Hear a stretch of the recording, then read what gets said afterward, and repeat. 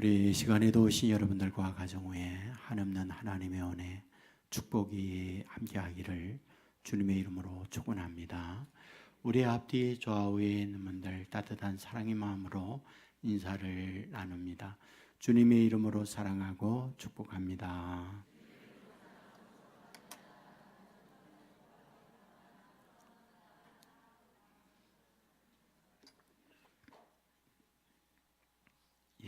감사합니다. 김의신이라고 하는 분을 많은 분이 알고 있으리라 생각합니다. 미국의 MD 앤더슨 암 전문센터의 종신 교수로 있는 분이기도 합니다. 이분이 한국에 와서 인천에 있는 길병원에서 의사들과 간호사 그리고 암으로 앓고 있는 가족들을 향하여 강의 한 내용이 신문에 소개가 됐습니다. 많은 이야기가 있었지만은 여기에서 여러분에게 소개해 드리고 싶은 부분은 한국인들이 너무 많은 것을 알고 있다고 하는 것, 그것은 축복인 동시에 저주일 수 있다, 이런 이야기를 하게 됩니다. 어떤 경우 암 환자는 고기를 먹으면 되지 않는다, 이렇게 알고 있고 이렇게 실천하는 사람들이 있다. 그래서 실제 자기 병원에 보면 외국의 환자들이 많이 오는데 한국에서도 1년에 600여 명의 암 환자들이 치료받기 위해서 온다. 그들에게 여러 가지 암 정보에 대한 가르침을 주면서 일단 항암이 시작되면 체력이 중요합니다. 체력 보강을 위해서 고기를 꼭 드세요, 이렇게 말해준다고 합니다. 이제 항암이 시작되어지면 급격히 체력이 저하돼요. 그러면 하는 수 없이 항암 치료를 중단하고 집에 가서 2, 3개월 정도 몸을 보신하고 오세요 하고 보낸다는 거죠. 그런데 온 사람들을 보면 두 종류로 나눌 수 있다. 한 종류는 보양식을 한다고 하면서 야채식, 채소만 먹고 온 사람이 있는가 하면, 보양식을 한다고 하면서 개고기와 오리고기를 드신 분들로 있다, 이렇게 얘기를 했어요. 근데 중요한 건 그 이유라는 거죠. 다시 항암이 지속될 때 야채식을 한 분은 체력이 지탱하지 못하고 그 항암에 이기질 못하고 돌아가는 사람들이 꽤 많더라, 그 얘기를 하셨어요. 그런데 개고기 드신 분들은 버티더라. 네, 죄송해요. 그런데 사실은 두 번째 이야기가 더 중요합니다. 근데 한국에서 적어도 미국에 있는 MD 앤더슨 암센터에 올 정도면 재력이 있어야죠. 재력을 갖는다는 것은 단순하게 경제력을 갖고 있다는 말만 아니잖아요. 많은 학문적 지식을 가지고 있는 분들도 있고 남달리 앞서가는 분들이 있기 때문에 남이 모르는 전문 지식을 갖고 있는 분들도 꽤 있다는 거예요.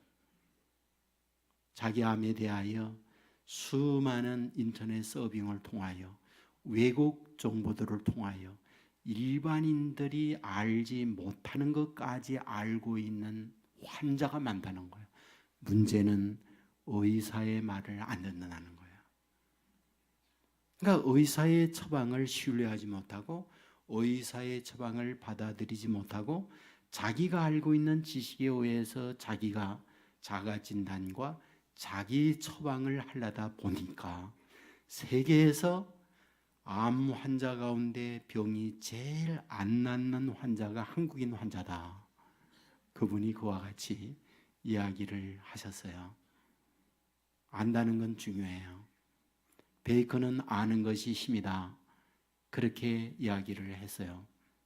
사실은 베이컨이 한 말이기보다는 잠언 24장 5절에 보면 지혜는 사람을 강하게 만들고 지식은 사람을 힘있게 만든다 이렇게 써 있어요. 그러니까 성경에 있는 걸 베이컨이 아는 것이 힘이다 라고 말하고 있는 거죠. 남들보다 많은 것을 미리 한다는 것, 그것은 엄청난 가치예요. 그래야 세상을 살 수 있어요. 그래야 남다른 비즈니스를 통해서 많은 돈을 얻어낼 수 있어요. 그러므로 지식은 소중합니다. 여러분들 탈북자들의 어떤 탈북에 관한 이야기, 한국 정착에 관한 이야기를 들어보면 하나원에서 교육을 할 때 한국의 언어 훈련을 많이 시킨다고 그래요. 왜냐하면 한국은 우리가 알게 모르게 외래어를 많이 쓰고 있고 북한이 사용하지 않는 단어를 많이 사용하고 있으니까 무슨 말인지 못 알아듣는다는 거죠. 그러므로 이 지식을 습득하기 위하여 교육을 시킨다는 거예요. 그러므로 안다고 하는 것이 얼마나 중요한가 이걸 우리에게 보여주고 있잖아요. 그런데 오늘 본문에서 우리에게 말씀하려고 하는 게 뭡니까? 아는 거 조심해야 한다는 걸 말해주고 있어요. 아는 것이 무조건 귀한 게 아니라 아는 거 조심해야 된다. 하나님이 에덴 동산을 만들었습니다. 그리고 에덴 동산에 사람을 지었었어요. 그리고 사람에게 말하기를 동산의 모든 실과 이모이로 내가 먹고 싶은 대로 먹어라. 그러나 딱 하나 동산 중앙에 있는 선악을 알게 하는 열매를 먹지 마라. 그것을 먹는 날에는 정령 죽는다. 이것이 오늘 여러분들과 함께 읽은 내용이에요. 자, 우리는 여기서 선악을 알게 하는 나무, 이거에 대한 부분을 여러분들과 함께 나누고 싶은 거죠. 무슨 뜻일까요? 나무는 하나인데 선과 악이 맺히는 나무이다. 이런 말씀을 하고 있는 거예요. 그런데 그 열매를 먹으면 눈이 밝아진다. 그리고 하나님과 같이 되어진다. 그러므로 그 열매를 먹어서는 안 된다. 라고 하는 것이 성경에서 우리에게 말씀하고 있는 바예요. 자, 그렇다면 선악 뭡니까? 옳고 그름이에요. 선악 뭡니까? 바로 알아야 할 것에 관한 이야기예요. 세상을 살 때 사리분별, 옳고 그름, 선, 악을 모르고 산다고 하는 것, 이것은 우리의 도덕적 윤리의 삶을 무너지게 만들어요. 적어도 저와 여러분이 질서, 이런 삶의 울타리 안에서 살게 하는 것은 옳고 그름에 대한 우리의 지식이 있기 때문에 가능해요. 해야 할 것과 하지 말아야 할 것에 대하여 우리는 습득을 하고 있으니까 우리는 예를 갖고 그 울타리 안에서 도덕적 규범 아래 오늘 우리가 이와 같은 삶을 사는 거예요. 그런데 어째서 하나님은 선악을 알게 하는 열매를 먹지 말라고 하는 걸까? 오히려 먹고 나서 선악 분별하는 능력을 내가 가져라 라고 말해야 되지 않느냐는 거예요. 자, 그렇다면 도대체 하나님께서 갖고 있는 의도가 무엇입니까? 선악을 알게 하는 열매를 먹습니다. 선악을 압니다. 선악을 알게 한다는 말이 무슨 말이에요? 판단할 줄 안다. 판단할 줄 안다 하는 말은 무슨 말이에요? 내가 갖고 있는 도덕적 잣대에 의하여 상대방을 난조두질하고 그 잣대에 의해서 상대를 정죄할 수 있는 사람이 된다. 그런 말이죠. 아니까 아는 잣대에 의해서 너를 재보니까 이거 못됐어, 이거 잘됐어 라고 하는 판단의 능력을 갖는다 하는 거죠. 그런데 우리가 말씀을 보면 그것이 귀중하나 그것이 총탄이 될 수 있다는 거예요. 그것이 저주가 될 수 있다는 거예요. 여러분, 이 부분에 대하여 성경 욥기 4장에 보면 이 부분을 얘기합니다. 욥이 사탄의 시험으로 말미암아 큰 어려움을 겪습니다. 여러분, 욥의 고난이라는 것은 인간에 있어서 최악, 욥만큼 이런 고난을 겪을 수 있는 사람이 없다, 이것을 얘기하는 거예요. 무슨 얘기입니까? 사람들이 이 땅 위에서 살면서 어려움을 겪을 때는 대개 한두 개씩을 만나요. 재산을 잃는다든지 병이 온다든지 아니면 가족을 잃는다든지 사람과의 관계에 있어서 악화된 관계를 갖는다든지 한두 개씩 어려움을 만나요. 그런데 욥이 만나고 있는 어려움이라는 것은 입체적 어려움이에요.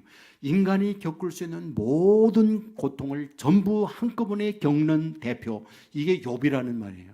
재산이 잃지요, 10남매 자녀일지요, 난치병에 시달리죠, 아내는 저주하고 집을 떠나지요, 친구들이 자기 와서 위로한답시고 저주의 화살을 쏘아 붙이죠.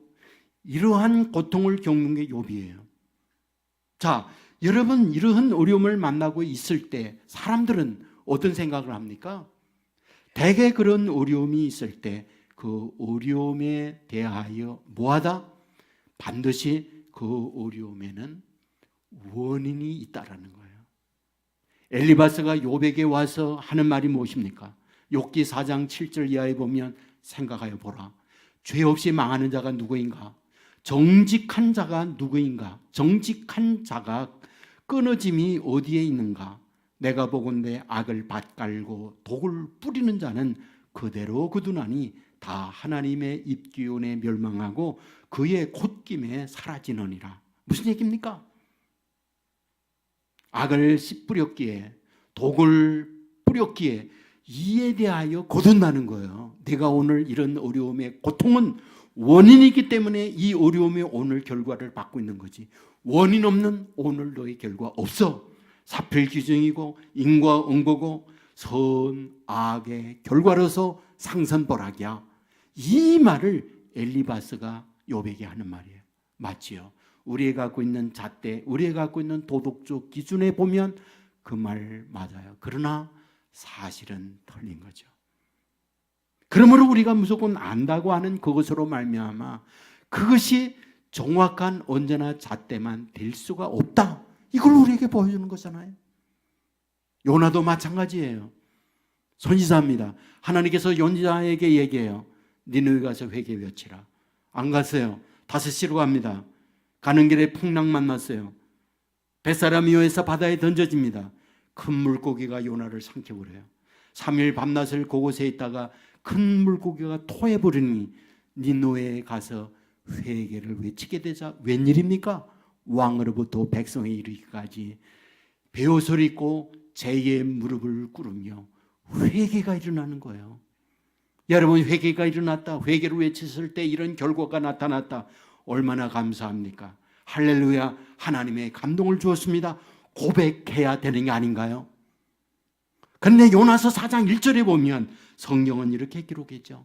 요나가 매우 싫어하여 성내다, 이렇게 기록해요. 회개하는 니느웨 사람들을 보면서 매우 싫어하고 화냈다, 성질냈다, 이 말이에요. 그리고 하나님께 따집니다. 하나님, 어찌하여 그들이 회개합니까? 어찌하여 그들이 하나님께 돌아옵니까? 이게 선지자가 할 말입니까? 목사가 할 말입니까? 회개하는 그들을 향하여 저 인간들 회개하지 않고 망해야 됩니다, 그래야 되는 겁니까? 여러분, 회개를 외쳤는데 돌아오는 그들에 대하여 요나는 화를 내고 있는 거예요. 왜 그랬을까요? 니느웨 그 인간들 때문에 그렇죠. 날마다 이스라엘을 침략했어요. 수많은 젊은이들이 그들에 의하여 죽었어요. 수많은 여인들이 그들에 의하여 짓밟혔어요.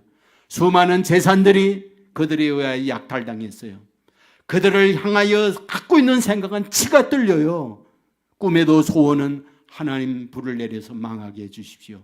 온 백성이 니느웨를 향한 저주를 갖는 거 이스라엘 백성들이 갖고 있는 생각이에요. 그러므로 하나님의 사람 이 요나에게 그들에게 회개를 외치라, 그럴 때에 따를 수 없습니다. 가지 않은 거예요. 그런데 지금 외쳤을 때, 회개하고 돌아왔을 때 이게 자기의 갖고 있는 자기들의 생각의 잣대에 되는 일입니까? 회개하지 말아야죠. 그동안 그들이 범한 죄 네가 알렸다. 당연히 그래야 하고 그에 대한 형벌 저주를 받아야 마땅함에도 불구하고 회개하고 돌아옴에 대하여 이해할 수가 없는 거죠. 맞습니다. 오늘 저와 여러분이 갖고 있는 잣대의 지식이 훌륭하지만 때로는 그것이 삶을 고달프게 포로 묶는 경우들이 많이 있다는 거예요. 여러분 결혼을 하셨어요. 미혼인 분들도 있지만 대개 기혼자들이에요. 여러분 결혼하면 천국인가요? 파라다이스인가요? 유토피아인가요? 많은 경우는 지옥의 삶을 사는 경우 많잖아요. 왜 그럴까요? 저는 주위에 많은 경우를 보는데 정말 천국의 삶을 사는 가정은 많지 않구나. 그걸 저는 많이 봐요. 다 갈등하고 힘들고 세 번째 그 남자를 놓친 게 후회하면서 살고 있는 부인들이 꽤 많은 걸 난 많이 봅니다. 예? 자, 왜 이럴까? 이유가 뭘까? 예? 여러분들 찝을 때 어느 남자인가 찝어가지고 이 남자 그런 게 아니잖아요. 다 계산하고 주산 튕겨가지고 가장 내 마음에 드는 그리고 내 인생을 책임져 줄 그 남자 그 여인을 만났잖아요. 그러나 삶의 현실은 그렇지 않아요. 이유가 뭘까요? 여러분 김간의 집안에서 30년을 살았어요. 이간의 집안에서 30년을 살았어요. 여러분 30년 각자가 살아서 만났을 때에 미국인과 한국인이 만난 것과 똑같아요. 말이 됩니까? 같은 한국말을 하는데 말이 안 통해요. 같은 집에 살고 있는데 완전히 물과 기름이에요. 여러분 내 갖고 있는 잣대우에서 아내분이 잣대 안 맞아. 내 잣대우에서 남편을 재분이 안 맞아. 여기에 수많은 갈등이에요. 안다고 하는 것, 갖고 있는 지식이 이런 갈등과 아픔으로 치우쳐 살게 되어지는 삶이 오늘 우리의 현실인 거예요. 아는 것 중요하나 그 아는 것이 어떤 결과를 갖고 있느냐. 상대를 아는 것으로 쏘기 때문에 상대도 죽고 나를 죽는 고통에 겪는다는 거예요. 자, 그렇다면 이 안다고 하는 이것이 소중한데 왜 성경은 선악을 알게 하는 열매를 먹는 날에는 정령 죽는다고 말씀하고 있을까? 여기에 굉장한 하나님의 의도가 담겨 있어요. 우리가 알고 있는 창세기 3장 5절을 다시 읽습니다. 너희가 그것을 먹는 날에는 너희의 눈이 밝아져 하나님과 같이 되어 선악을 알 줄 아심이라. 선악을 알게 하는 열매를 먹는 날에 눈이 밝아 하나님과 같이 되어 선악을 알 줄 하나님이 아심이라. 무슨 말일까요? 선악을 알게 하는 열매를 먹는다는 말은 하나님의 자리에 올라간다는 말이다. 하나님의 자리에 올라간다는 말은 하나님이 없이 내가 알고 있는 지식을 가지고 절대의 군주가 돼서 그 누구의 말도 듣지 아니하고 내가 하나님처럼 판단하고 결정 내리는 존재가 된다. 이 말씀이라는 거예요. 여기에는 어마어마한 함정이 파여져 있어요. 사탄은 이 부분을 노리고 있는 거예요. 선악을 알게 하는 열매를 먹음으로 우리로 하여금 누구의 말도 듣지 않는, 하나님의 말씀도 듣지 않는 내가 하나님 자신이 되어서 내가 절대 지식과 알고 있는 절대권을 가지고 모든 걸 난도질하는 사람이 되어진다는 거예요.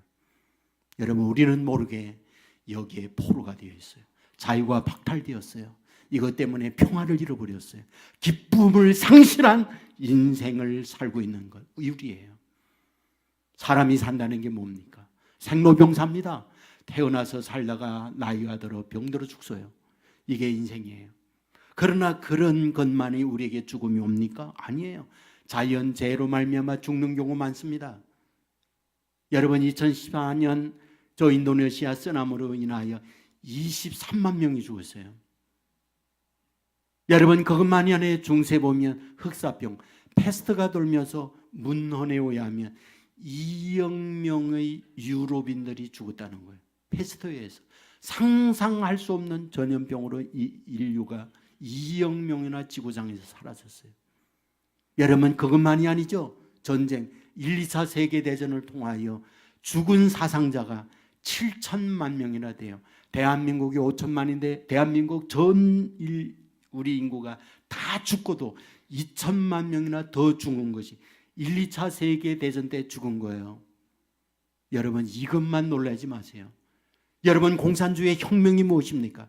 혁명이라고 하는 건 부르주아 세력, 여기에 반대하는 세력들을 죽이고 새로운 정치 체계를 만든다는 게 공산주의 혁명이에요. 볼스피키 혁명이라든지 저 모태동의 대장정이라든지 우리나라의 김일성의 공산혁명이라든지 이 일로 인하여 죽은 수가 얼마냐? 1억 명이 넘어요. 1억 명. 공산혁명 과정 속에 저 중국에 죽은 사람, 저 러시아에 죽은 사람, 북한에 죽은 사람, 저 캄보디아에 죽은 사람, 남미에 죽은 사람, 아프리카에 죽은 사람, 그 수를 총초로 계산해 봤더니 1억 명 이상이 공산주의 혁명 가운데 죽어갔다. 이렇게 통계가 나와 있어요. 무슨 얘기입니까? 막스 레닌이 잡은 눈을 썼어요. 마르크스가 잡은 눈을 썼을 때 그 잡은 눈의 핵심이 뭡니까? 인류의 살아오는 역사를 보았더니 먹고 사는 것이 인류의 역사다. 수렵채취라든지 농용사회라든지 유목이라든지 산업사회라든지 이런 산업의 발전은 하나같이 가치가 있는데 그 가치는 먹고 사는 문제 때문에 생겼다. 그렇다면 그 먹고 사는 문제 때문에 전부 총탄을 쏘고 남의 것을 탈취하려다 보니 이런 전쟁과 어려움이 생겼으니 이 싸움을 없애는 방법이 뭐냐? 골고루 잘 살게 하면 된다. 그러면 골고루 잘 살게 하는 이것이 파라다이스고 천국인데 이것을 만들기 위해서 어떻게 해야 되느냐? 반대하는 사람을 죽여야 된다. 이게 공산주의의 혁명 이론이에요. 여러분, 남달리 이런 지식을 습득했다고 해서 이런 습득을 가지고 있는 사람들이 어떻습니까? 모르는 어마어마한 사람들을 죽였어요. 1억 명이나 죽였어요. 그러니까 그 지식이 뭡니까? 그건 흉탄이었어요. 그 지식은 저주였어요. 오늘도 그 저주의 한 자리에 있는 게 대한민국 한반도 아닙니까? 남북 간의 분열이 이것 때문에 일어나는 거 아니에요? 오늘도 북한 땅에, 오늘도 이 땅 위에 이런 지식으로 말미암아 오늘도 알고 있다고 하는 그것으로 사람들을 묶고 저주의 포탄을 쏘고 있는 것. 이게 인생이에요. 핵심이 뭡니까? 아는 지식 하나님 빼고 하나님 자리에 인간이 올랐을 때 나타나는 결과물이었다. 성경은 이걸 말해요. 예수님이 누굽니까? 메시아입니다. 예수님이 누굽니까? 우리의 구원자예요.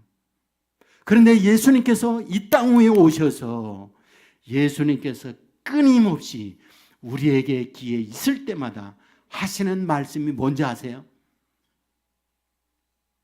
요한복음 5장 19절에 이런 말이 있어요. 예수께서 그들에게 이르시되 내가 진실로 너에게 이르노니 아버지께서 하시는 일을 보지 않고는 아무것도 스스로 할 수 없나니 아들이 아버지께서 하시는 일을 보지 않고는 스스로 할 수 없다. 나는 아버지가 내게 보여준 그것을 나는 하는 존재지 내가 스스로 하는 존재가 아니다. 그 뒤에 요한복음 5장 30절에 보면 내가 아무것도 스스로 할 수 없노라 듣는 대로 심판하노니 나는 나의 뜻대로 하지 않고 나를 보내신 이의 뜻대로 하려 함이라. 나는 나 스스로 하지 않는다. 나를 보내신 아버지의 뜻대로 나는 그 일을 하려 함이라. 요한복음 8장 25절에 보면 예수께서 이르시되 내가 스스로 아무것도 하지 아니하고 오직 아버지께서 가르치신 대로 이런 것들을 말하는 줄로 알리라. 이렇게 기록합니다. 아버지께서 내게 주신 것을 너에게 말하는 걸 너희가 알기를 원한다. 내가 내 스스로 하는 게 아니다. 여러분, 이것을 결정적으로 우리에게 보여주는 자리가 있어요. 겟세마네 동산이었어요. 겟세마네 동산에서 땀방울이 피가 되도록 기도할 때 기도의 내용이 무엇입니까? 내 아버지여, 만일 할 만한 하시거든 이 잔을 내게서 지나가게 하옵소서 하오나 내 원대로 마시고 아버지의 뜻대로 행하시옵소서. 무슨 말입니까? 나도 사람인지라 고난을 받을 때 이 잔 고난의 잔을 지나가게 하옵소서. 하나 내 원대로 마시고 그것이 내가 마셔야 할 고난의 잔이라면 아버지의 뜻대로 행하시옵소서. 자, 그렇다면 왜 우리에게 하나님 자신이 예수님께서 이와 같이 반복적 강조를 하고 있는 걸까요? 예수님은 하나님 자신이에요. 전능한 능력을 가지고 있어요. 모든 것을 스스로 해낼 수 있는 능력자입니다. 그런데 왜 내가 하는 말이나 내가 행하는 모든 것, 나의 생각, 나의 뜻, 내 마음대로 난 하지 않는다. 아버지가 내게 보여준 것, 아버지가 내게 하신 말씀, 아버지의 뜻에 의해서 나는 산다. 무슨 얘기입니까? 인간의 파멸의 이유가 선악을 알게 하는 열매를 먹고 내가 하나님을 버리고 내가 사람인 내가 하나님이 되어서 내 인생을 내 마음대로 사니까 이것 때문에 저주가 온 저와 여러분에게 그 저주를 벗어나서 축복으로 바뀌어 주기 위한 주님의 마음, 주님의 생각이 무엇인가를 보여주는 말씀이에요. 주님은 하나님이에요. 그럼에도 불구하고 주님은 자기의 뜻대로 살지 않았어요. 보내신 아버지의 뜻에 의해서 자기 인생 삽니다. 그래야 인생이 된다. 그래야 잃어버린 행복 찾는다. 오늘 저와 여러분의 관계에 힘들고 어려움은 하나같이 선악과를 먹고 하나님 없이 선악을 내가 판단하는데 문제가 생긴 거예요. 모든 내 잣대를 가지고 아내, 남편, 주위에 있는 사람을 다 난도질해요. 그리고 저주의 포탄을 쏘아댑니다. 여기에 불행이 왔고 여기에 고통이 왔어요. 주님은 이런 인간을 알아요. 사탄의 밥이 된 거죠. 그래야 여호와서 하는 말, 나 메시아로 이 땅에 왔고 나 하나님과 동등된 분이지만 나 뜻대로 나는 살지 않아. 아버지가 주신 말씀에 의해서 아버지가 내게 보여준 대로 아버지의 뜻대로 나는 살고 있어. 나를 본받으라고 말씀하고 있다는 것 믿으시기를 주님의 이름으로 축원합니다. 진리를 알지니 진리가 너희를 자유케 하리라. 무슨 뜻일까요? 진리가 있을 때 진리가 너희를 자유케 한다. 진리가 무엇입니까? 진리는 분별이에요. 불변이에요. 바뀌지 않는 거예요. 뭐가 바뀌지 않습니까? 하나님이 바뀌지 않아요. 하나님이 진리입니다. 예수님이 진리입니다. 무슨 얘기입니까? 진리인 예수님이 내 인생을 다스려가게 해야지. 내가 하나님의 자리에서 내가 옳고 분별한 지식을 가지고 잣대질하게 될 때 여기에 저주가 따라온다. 절대적인 게 아닌 상대적인 그것을 가지고 절대인 마냥 잣대를 댈 때 너 자신과 상대는 죽는다. 이것을 말씀하는 거예요. 그러므로 저와 여러분, 제 위에 여러분 위에 제 자신이 아니라 여러분 자신이 아니라 절대이신 주님께서 저와 여러분을 통치하고 다스리는 역사가 있기를 주님의 이름으로 축원합니다. 요한복음 4장에 가면 수가성 여인이 나오죠. 수가성 여인 어디의 여인입니까? 사마리아 사람이죠. 사마리아 사람이라면 무엇입니까? 당시 사람들에게 대우받지 못하는 출신 성분을 가지고 있는 사람들이에요. 북한에서는 토대가 좋아야 한다. 그런데 사마리아 사람들은 토대가 나쁜 사람들이에요. 토대 나쁘다는 출신 성분이 좋지 않다. 이 말은 사람들에게 많은 비하, 야유, 조롱, 멸시를 받는 것이 사마리아 사람들의 상황입니다. 왜입니까? 아수르 사람들과 피가 섞였어요. 우리로 말하면 다문화 사람들이에요. 외국인들과 피가 섞여서 순수 혈통을 상실해 보는 것이 사마리아 사람들이에요. 그러니까 사마리아 사람 자체가 비하적 사람이에요. 사마리아 사람? 그러면 그 자체가 사람을 깔보는 말이에요. 거기에다가 여인이 있어요. 단순한 여인이 아닙니다. 남편 5을 바꾸고 6번째 남편과 살고 있는 그런 여인이에요. 사연 많다는 말이에요. 인생이 기고하고 파란만장한 아픔을 갖고 있는 여인이다 그 말이에요. 그러므로 사람들하고 만나기 싫어해요. 행복하지 않아요. 그래서 사람을 피하여 저주의 인생을 사는 것이 수가성 여인이었어요. 사랑하는 여러분, 그 여인을 예수님이 만나기 위하여 갑니다. 유대인이에요. 왜 예수님이 그 여인을 찾아갑니까? 그를 울타리로 싸고 있는 곳에서 해방시키기 위하여, 수없이 지금까지 사람이 알고 있는 잣대에 의하여 저주의 포탄을 맞고 저주의 인생에 묶여있는 그 여인을 풀어내기 위하여 예수님이 가셨어요. 여러 가지 말씀을 했지만 거두절미하고 단 하나, 그 여인은 물동이 버려두고 동네에 들어갑니다. 동네 사람들을 불러 예수님께로 인도합니다. 혁명이 일어났어요. 무슨 얘기입니까? 동네 사람들을 보기 싫은 사람이에요. 만나기 싫었어요. 그런데 지금은 동네 사람들을 만나고 있어요. 그 사람들을 예수님께 초대하고 있어요. 어찌 된 일인가요? 지금까지 갖고 있는 그들의 삶의 기준에서 예수님을 만났더니 예수님의 기준은 지금까지 갖고 있는 기준과 전혀 다른, 완전히 다른 그 잣대로 자기에게 온 거예요. 자기를 이해했고 버려진 자기를 품어주었고 자기에게 새로운 소망, 새로운 길을 열어주었던 것이 누구? 예수님이었다는 거죠. 그 예수님을 만나고 난 이후에 지금까지 자기를 올가매고 있고 생각했던 모든 걸 풀어내고 동네에 들어가서 내가 메시아를 만났다는 거예요. 사랑하는 여러분, 오늘도 우리가 알고 있는 잣대에 의해서 얼마나 많은 사람들을 난도질하면서 살아갑니까? 여러분, 성경은 우리에게 이렇게 말해요. 육신을 쫓는 자는 육신의 일을, 영을 쫓는 자는 영의 일을 생각하나니 육신의 생각은 사망이요 영의 생각은 생명과 평안이니라. 그렇다면 육신의 생각, 영의 생각 어떤 차이입니까? 육신의 생각은 단 하나예요. 내가 알고 있는 지식, 하나님 없이 아는 것, 육신의 생각이라는 거예요. 영의 생각이란 무엇입니까?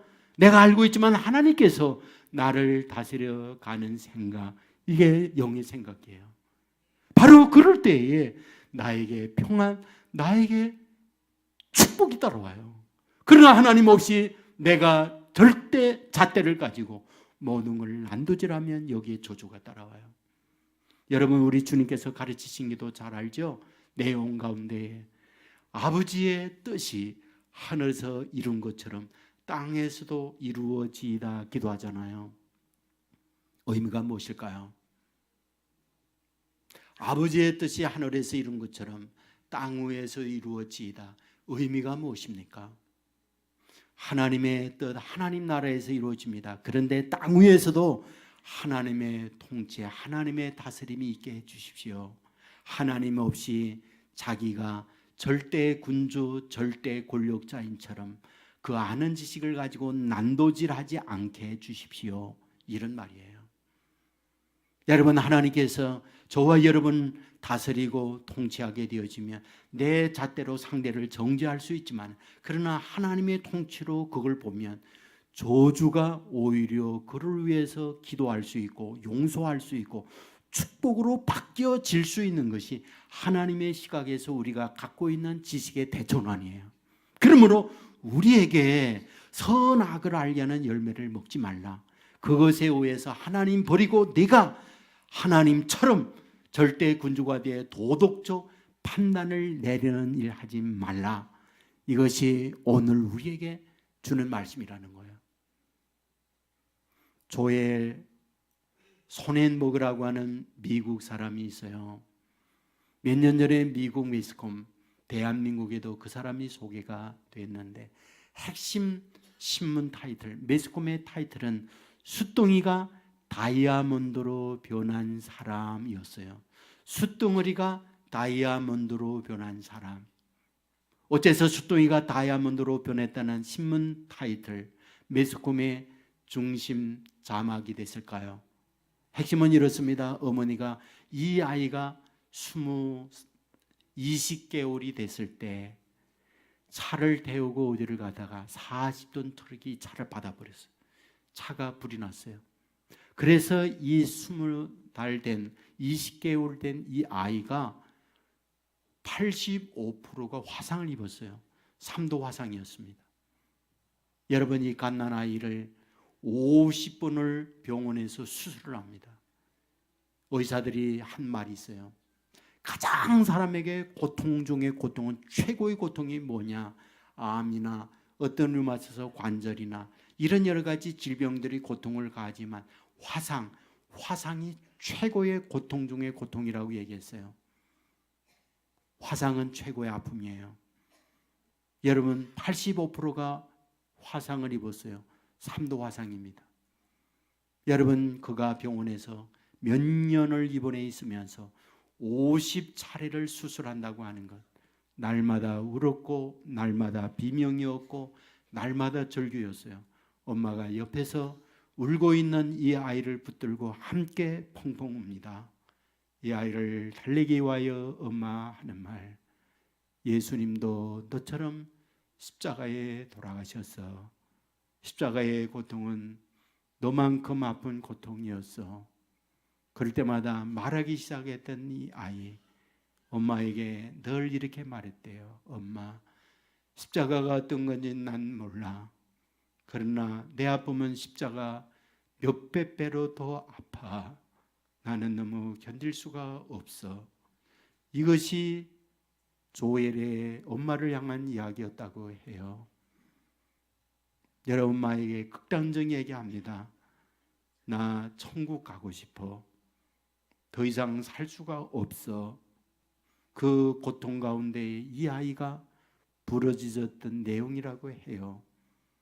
그런데 오랫동안 치료를 받으면서 이티처럼 변해버렸어요. 코도 사라지고 귀도 사라지고 온몸은 화상으로 피부가 우리의 피부가 아니라 짐승과 같이 어떤 흉측한 가면을 쓴 것처럼 변해버렸어요. 그 상태로 학교 갔어요. 아이들이 괴물이라고, 아이들이 우주인이라고, 아이들이 이티라고 놀렸어요. 그 아픔을 뒤덮으면서 그는 견뎌냅니다. 그리고 그곳에서 축구 선수도 하고요, 사격 선수도 되고요, 그리고 테일러 대학의 장학생으로 졸업을 해요. 그리고 그때의 전 미국에서 이 인간 승리라고 하는 이름으로 이 사람이 소개가 됐어요. 그런데 18년 만에, 사고 18년 만에 가해자 40톤 트럭 운전자가 잡혔어요. 그는 법정에 섰습니다. 그때 이 조엘이 증인으로 그 법정에 섰어요. 그리고 재판관에게 이렇게 말합니다. 재판관님, 나는 저 사람이 벌 받는 걸 원치 않습니다. 나는 저 사람을 용서하기를 원해요. 내가 저 사람을 저주하면서 내 인생을 저주의 인생으로 살고 싶지 않아요. 나는 저를 용서함과 함께 더 미래에 정말 축복된 앞날로 살고 싶은 것, 그게 내 꿈이에요. 여러분, 이것이 대대적으로 미국에 소개가 됐어요. 어떻게 이게 가능했을까요? 자기의 인생을 망친 그 가해자. 여러분, 그 나이가 되면 사람 대우를 받지 못하고 저주의 인생이 여기까지 왔는데 앞으로 더 큰 저주가 어디 있겠습니까? 그런데 어떻게 그 가해자를 용서할 수 있을까요? 그것은 자기의 갖고 있는 잣대가 아니었어요. 하나님께서 그에 대하여 갖고 있는 하나님의 마음이 무엇일까? 주님께서 오셔서 십자가를 지시면서 어떤 죄인이라도 용서하는 그 주님의 마음이 조엘을 다스리게 됐을 때 여기에서 해방될 수 있고 여기에서 벗어나는 새로운 인생이 될 수 있다는 걸 가르쳐 주는 거예요. 사탄이 하나님의 백성들을 얽어매는 방법이 뭡니까?